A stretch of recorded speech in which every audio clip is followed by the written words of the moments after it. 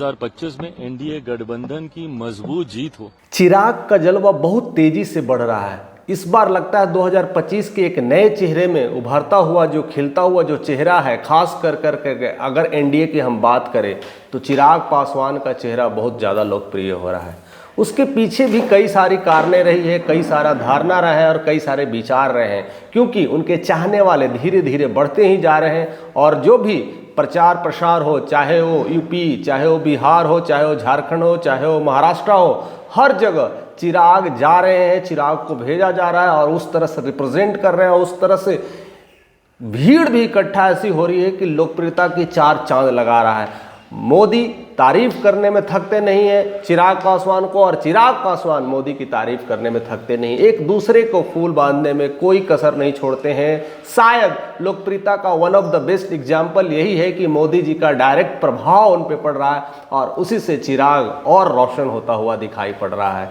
यही कारण रही है कि अब पटना के पुराने कर्जालय जैसे ही उन्हें मिला, जो चाचा ने उन्हें छीना हुआ था, वह वापस मिलते ही उसमें जिस तरह से पार्टी फंक्शंस कर रहे हैं, जिस तरह से जमघट लग रही है, वह रिप्रेजेंट कर रहा है। वह बताने की ज़रूरत नहीं है कि उस तरह से जमघट, उस तरह का रिप्रेजेंटेशन और उस तरह के तमाम फैसले लिए जा रहे हैं कि 2025 को किस तरह से फतह करना है।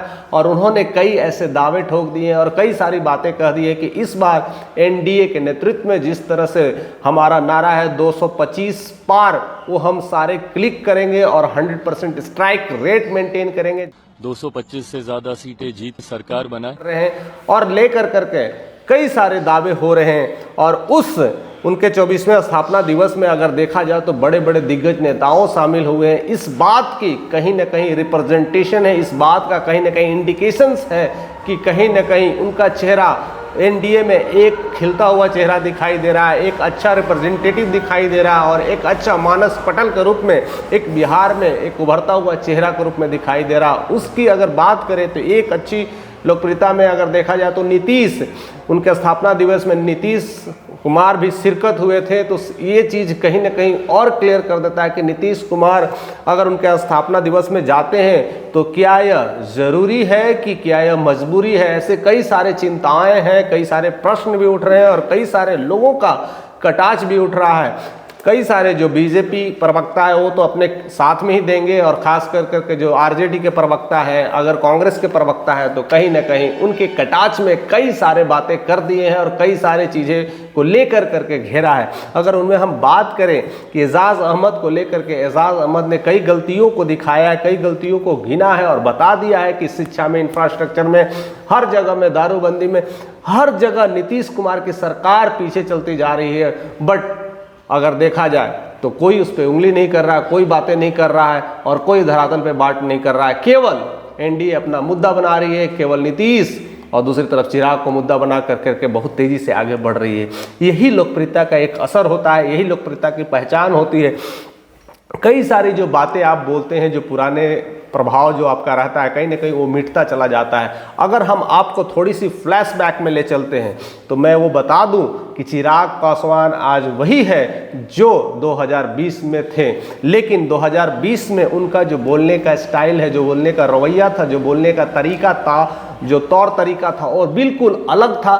वो अंदाज अलग था और बातें अलग थी। लेकिन ये हुआ बहुत बुरा हुआ, बट आप अपने आप को उस एरा में फ्रीज कर, उनकी प्रभुत्ता बढ़ते गई, उनकी कहते हैं ना लोग जानने लगे और उनमें लोकप्रियता का जो कदर जिस तरह से बढ़ा है, उनमें बहुत सारे चेंजेस देखने को मिला है। अगर 2020 में बिहार विधानसभा की अगर बात करें तो उस समय नीतीश कुमार और कहीं ना कहीं आरजेडी कहीं ना कहीं मिलता हुआ दिखाई दे रहे थे। उस तरह से दोनों लोकप्रिय हो रहे थे, तेजस्वी यादव भी लोकप्रिय होते रहे।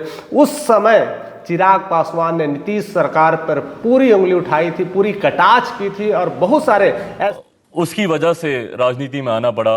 कमियों को गिना रहे थे, एक दूसरे को खिलाफ मैंने प्रताड़ित करने में कोई कमी नहीं कर रहे थे और उसमें कहीं ना कहीं मांझी भी उनके साथ थे। तो एक महादलित का एक गठबंधन उनके तरफ था और नीतीश सरकार पे तमाम हमले किए जा रहे थे, तमाम मोर्चे। गलत छवि देश के सामने जा रही है। जो आरजेडी के प्रवक्ता हैं, आरजेडी के जो खास है एजाज अहमद ने बात को भी बताया है, लेकिन जैसे ही अब मिल गए हैं तो अब देखिए अब मामला चेंज हो गया है। 2025 अब वो नीतीश कुमार भी चिराग पासवान की तारीफ कर रहे हैं और ख़ास कर करके चिराग पासवान भी इस बार जिस तरह से उनके साथ तारीफ करने में थकते नहीं है, फुल गाजे बाजे के साथ हर तरह से तारीफ करते हैं, उनके हर नीतियों को तारीफ कर रहे हैं, उनके हर काम को एक अच्छा बता रहे हैं। यानी कई सारे मामलों में अगर एक देखा जाए तो एक ट्रांसफॉर्मेशंस आया है, उस ट्रांसफॉर्मेशंस के पीछे कि क्या रणनीति है, ऐसी क्या हकीकत है, ऐसे क्या क्या बयानबाजी होने वाले, ये सब अभी मानस पटल पे बहुत जल्द आने वाला है, क्योंकि कोई भी चीज़ें छुपती नहीं है और वही आज न कल आपको साथ दिखती है। बट हम जनता जनार्दन होते हैं कि हम कैसे उस चीज़ों को समझ पाएँ, उस चीज़ों को पकड़ पाएँ, हमारे अंदर के विचार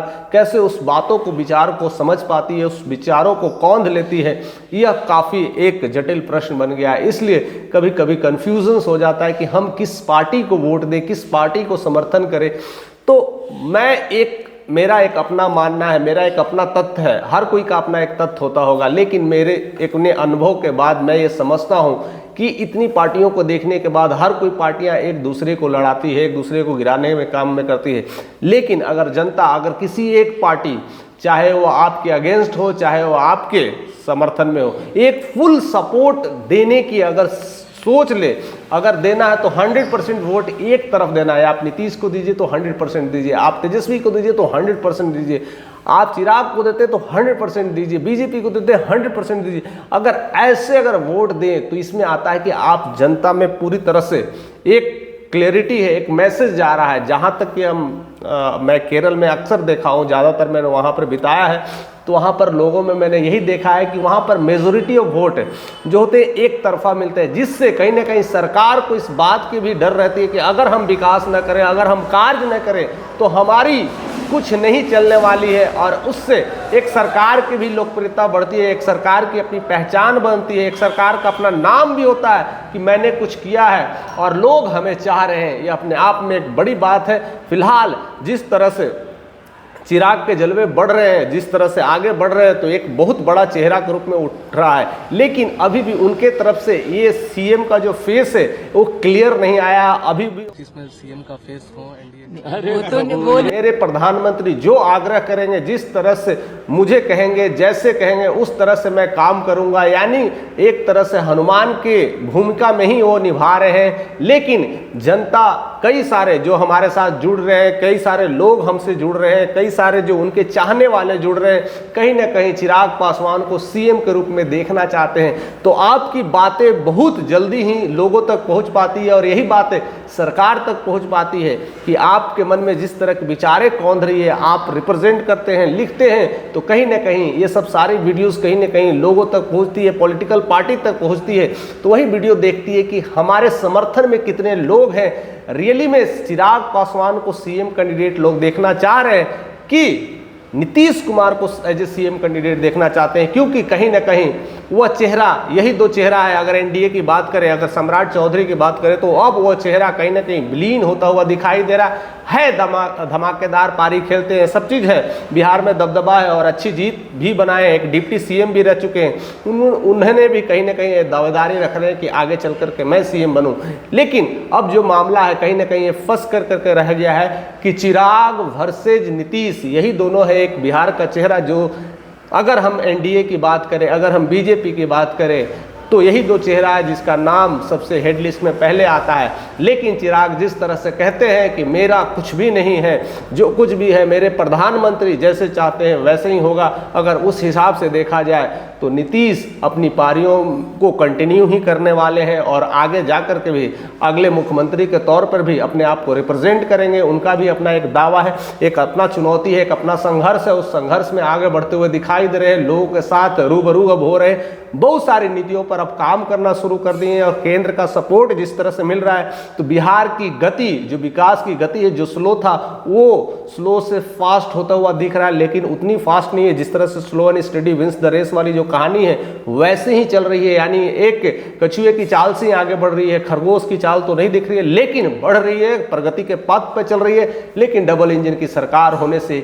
वो ज़्यादा बेनिफिट मिलेगा, वो ज़्यादा कमर्शियलाइजेशन होगा, इंफ्रास्ट्रक्चर वाइज होगा, लेकिन अभी भी मैं एक मुद्दे पे जो कहता हूं, जो शिक्षा से बढ़कर कोई मुद्दा नहीं है, जो बिहार में अति आवश्यक है और उस पर भी बात करनी चाहिए, उस पर भी खुल करके समर्थन करना चाहिए। सरकार को कड़ी एक्शन लेना चाहिए, कई सारी बातें करना चाहिए। लेकिन लोग यहाँ पर पॉलिटिकल पार्टी जहाँ तक जो घेरते हैं वो बेरोजगारी को लेकर के घेरते हैं, नौकरी को लेकर के घेरते हैं, स्वास्थ्य को लेकर घेरते हैं, दारूबंदी को लेकर घेरते हैं, लेकिन शिक्षा को लेकर के अभी जो नहीं है, जो उस पर घेरना चाहिए, उस पर नहीं की जा रही है। मैं जल्दी ही आपके साथ बहुत एक अच्छी वीडियो से लाऊंगा और शेयर करने वाला हूं ओपन चैलेंज के साथ कि इस चीज़ों को, नीतियों को अगर एक्सेप्ट करे तो वो नेता बिहार के भविष्य निधि को रिप्रेजेंट करेगा, एक बिहार की एक नई सोच को बदलेगा। और उस सोच में आपके नज़र में ऐसा कौन सा चेहरा है, वो चिराग पासवान है कि नीतीश कुमार है? अगर एनडीए की बात करें, उस दोनों में से आपके जहन में कौन सी प्रश्न कौंध रही है, कौन सा चेहरा कौंध रहा है, वो हम तक जरूर शेयर करें। और वही आपके होने वाले रिप्रेजेंटेटिव होंगे, हमारे होने वाले रिप्रेजेंटेटिव होंगे।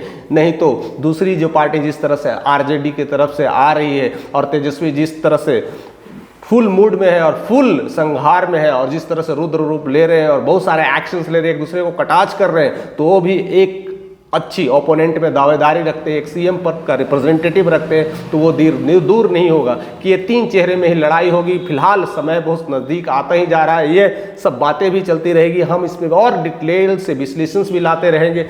आप के मन में जो चीज़ें बातें हैं जरूर शेयर करिएगा कि अभी ये जो दो चेहरा जो आप एनडीए के देख रहे हैं, एक चेहरा जो आरजेडी के तरफ से तेजस्वी का देख रहे हैं, ये तीन चेहरा मिल करके क्या कुछ करने वाले हैं, कौन सा चेहरा कह आने वाला है, किसका रिप्रेजेंटेटिव ज़्यादा होने वाला है, ऐसी बहुत सारे प्रश्न कौंध रहे हैं। लेकिन अगर हम एनडीए की बात, अगर एंड ऑफ द अगर हम वीडियोस की बात करते हैं, तो अगर हम एनडीए में जो चेहरा को हम देख पा रहे हैं, जिस तरह का रिप्रेजेंटेटिव हो रहा है, जिस तरह का प्रोग्रेसिव दिख रहा है, वो चेहरा कहीं ना कहीं, वो रोशन चेहरा, वो चेहरा चहकता हुआ चेहरा कहीं ना कहीं एनडीए का ही है और एनडीए में वो चेहरा चिराग पासवान को दिखता है। बाकी आप अपने कमेंट जारी रखें, अपने कमेंट से हमें बताते रहें। अगर चैनल पे नए हैं तो सब्सक्राइब करें, शेयर करें और ऐसे ही हमारे साथ बने रहें।